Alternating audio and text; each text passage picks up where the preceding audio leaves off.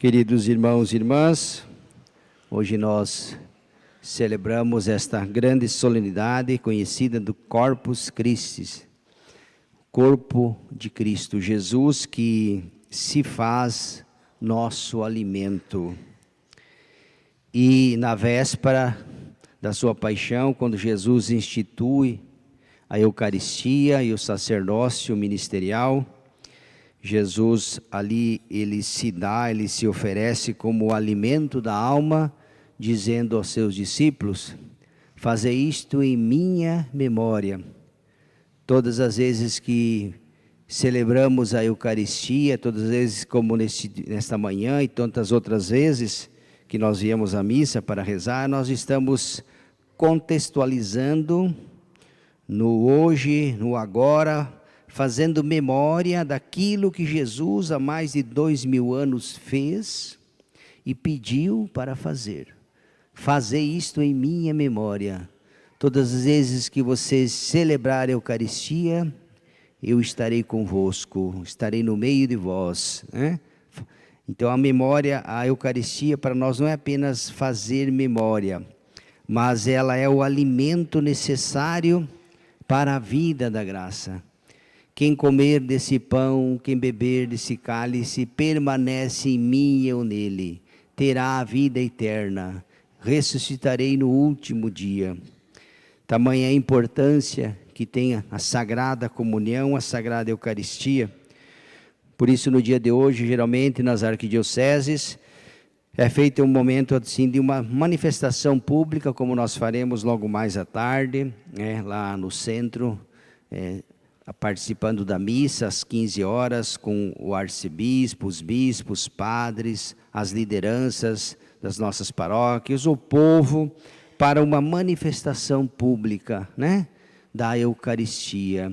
Esse sacramento tão importante e ao mesmo tempo hoje no mundo em que nós vivemos, quantas pessoas que não recebem a Eucaristia, quantas pessoas que não recebem esse alimento, que não comungam, que não se alimentam do pão vivo descido do céu. Então vamos valorizar cada vez mais, nos preparando bem, para poder também receber, porque tem uma passagem também que diz que quem come e bebe indignamente do corpo e sangue de Cristo, come e bebe a própria condenação, É bom a gente lembrar de vez em quando essas frases, essas palavras que foi o próprio Jesus que disse, Como é o alimento da alma, é o corpo e sangue de Cristo, nós precisamos também estar no estado de graça, Ou pelo menos ter a intenção de, se não estivermos, de fazermos a confissão, estarmos preparados para poder receber dignamente o corpo e sangue de nosso Senhor Jesus Cristo. Aí cada um que deve consultar a sua consciência, não é o padre que vai dizer quem que deve ou não, é você e a tua consciência, examine-a, e depois dê a resposta, se vai ou não. Cada um de nós que deve examinar a si mesmo. Aliás, é o que diz: antes de se aproximar do corpo e sangue, cada um examine-se a si mesmo. É o que está escrito, Examine a si mesmo e perante a consciência, porque na verdade a consciência, quando bem formada, é a voz de Deus, Na teologia moral se fala que a consciência é Deus que fala a mim, Deus que se comunica comigo, contigo. Deus costuma falar conosco através da consciência. E não são poucas as vezes, que a consciência reprova. Você pode ver que, geralmente, quando a gente está para fazer algo errado, que sabe que não deve fazer, imediatamente, automaticamente, a consciência, quando é algo que não é bom, ela já dá um sinal. Olha, presta atenção, que o que estás para fazer, está vendo? Essa advertência da consciência, o que é Deus que fala. Por isso que se diz que a consciência é a voz de Deus falando em nós. alertando para algo que não está certo e parabenizando quando nós fazemos algo de bom, né? Perceba se não é assim, né? Então não é uma coisa por acaso, não, não. A consciência, repito, é a voz de Deus. Por isso nós temos o dever de formar bem a consciência, porque existem várias consciências. Tem a consciência reta, justa, certa, tem a escrupulosa, a farisaica, né?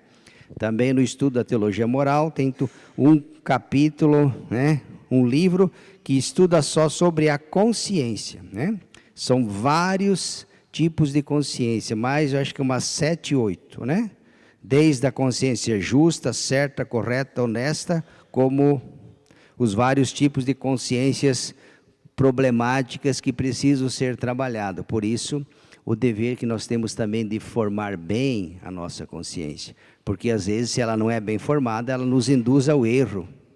E nos faz cometer coisas que não deveríamos. Por isso que devemos que formar, alimentar a consciência, que é a voz de Deus. E aí entra o estudo, a oração, a meditação. São várias as formas que nós temos para formar bem a consciência, que é o sacrário íntimo, onde Deus se comunica a cada um de nós.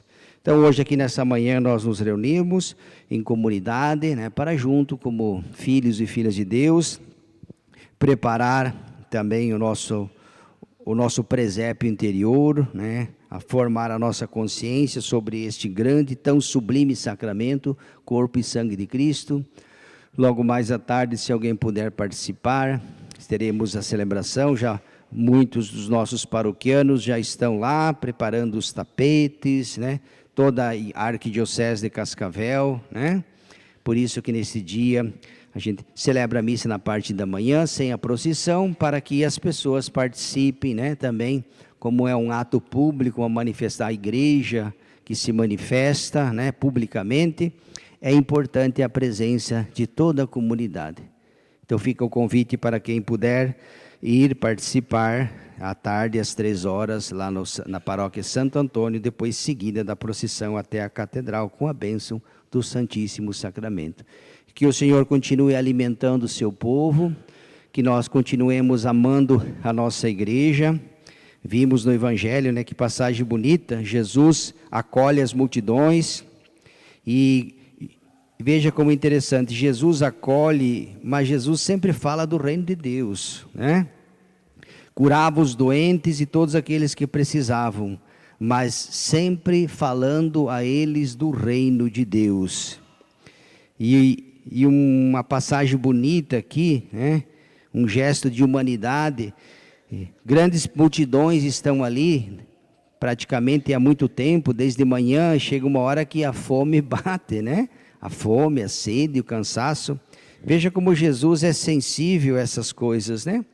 Os apóstolos se voltam para ele e dizem: Senhor, ó, o dia está findando, estamos num lugar deserto, despeça, manda embora o povo, para que eles se virem. Que eles vão nos povoados e vizinhos aí pedir comida, alimento e pouso. Não é um gesto muito cristão, né? Lembra que o padre sempre fala, a oração deve estar acompanhada também do gesto fraterno, né? Um coração que louva a Deus só com os lábios, mas não é capaz de fazer a caridade, eu nem sei se essa oração passa das portas da igreja, né? Quando eu não sou capaz de amar os meus irmãos. E veja, os apóstolos tinham achado uma saída fácil, né? Manda embora, aqueles que se virem. Jesus disse, não. Dai-lhes vós mesmos de comer. E depois Jesus acaba alimentando, né? Fazendo a multiplicação, mas com isso Jesus ensinava, olha, se vocês aprenderem a partilhar, não precisa multiplicar.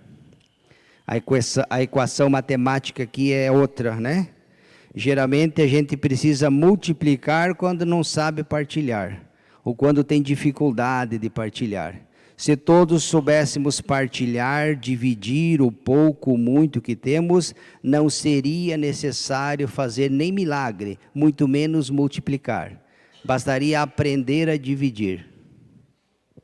Então que o Senhor também nos ensina, porque a Eucaristia também ela é partilha.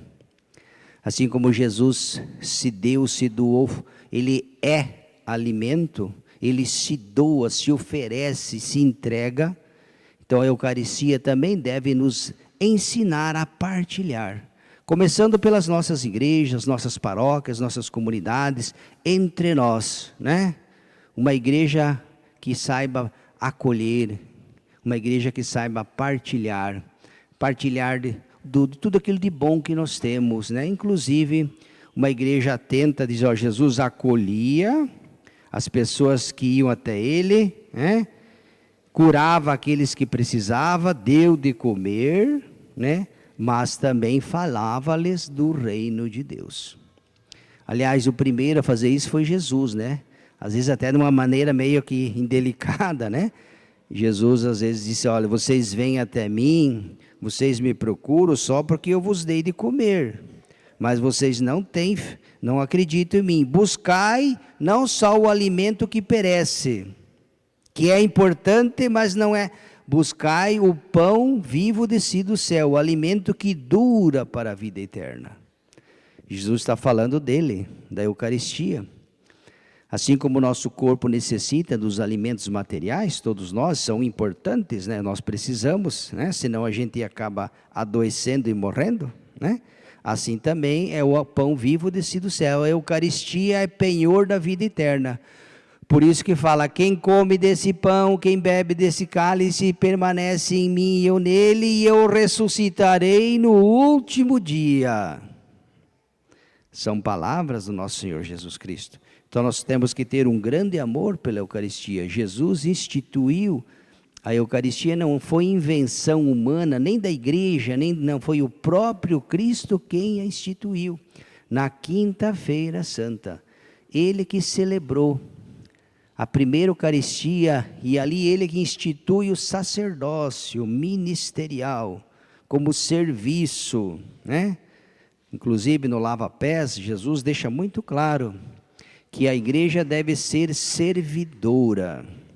Toda a comunidade deve ser servidora, né? As nossas pastorais, movimentos, as nossas lideranças, é uma igreja servidora. Servir os irmãos com amor e caridade, né? Assim como Jesus fez por todos nós. Então que a Eucaristia também nos lembra e nos ensina, né? Tudo isso que Jesus fez por mim, por você, e que pede que a sua igreja continue fazendo. E a igreja somos nós, cada um de nós que aqui estamos, somos o rebanho, o povo santo de Deus. Então que Ele continue alimentando o seu povo, que nós continuemos buscando na Eucaristia a vida eterna, e que as nossas comunidades sejam missionárias, proféticas, e autêntica presença do Jesus Eucarístico na vida de cada um de nós. Louvado seja nosso